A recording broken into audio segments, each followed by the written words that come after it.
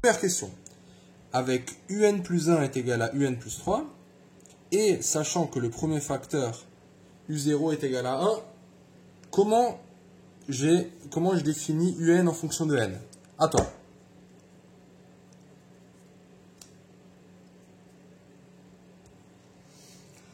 Alors, le résultat principal, c'est le théorème.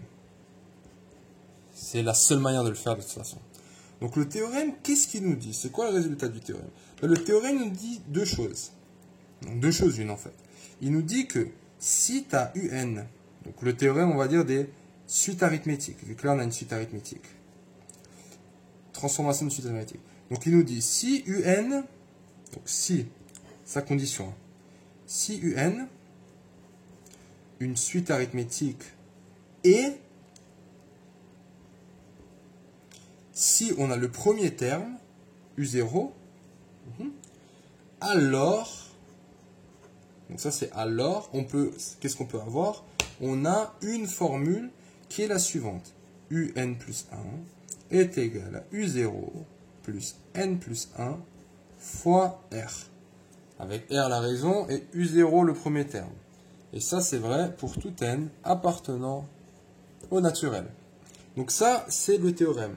Deux hypothèses doivent être vérifiées et ces deux hypothèses nous donnent ce résultat. Donc ça c'est vraiment le résultat qui est donné par ça. Le théorème il est là, il est appliqué ici. Donc maintenant on a le premier terme et on sait que c'est une suite arithmétique, là avec la raison c'est 3. Donc tout simplement ce qu'on va faire, on va appliquer ça. Ouais. Alors un plus 1, ben, ça va être quoi? Dans son cas, u0 c'est 1, plus n plus 1, ben, ça reste n plus 1 et r c'est 3. Donc plus 3 fois n plus 1. Ouais. Donc ça pour tout n appartenant à n.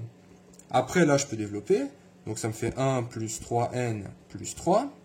Ok, donc double distributivité, on se rappelle.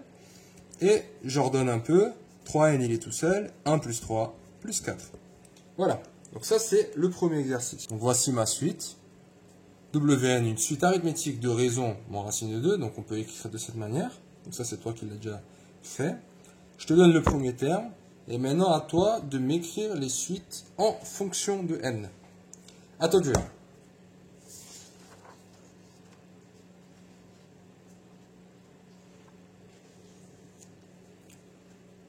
Ok, donc qu'est-ce qu'on va faire? On va utiliser le même résultat. On va utiliser ce théorème. Le théorème qui nous dit, donc cette fois-ci on a Wn. Donc si Wn est une suite arithmétique, ce qui est le cas, et on a W0. Donc, je vais le mettre ici. Donc quoi? Bah donc tout simplement, Wn plus 1 est égal à W0 qui est égal à 4 plus R. Le R c'est combien? Moins racine de 2.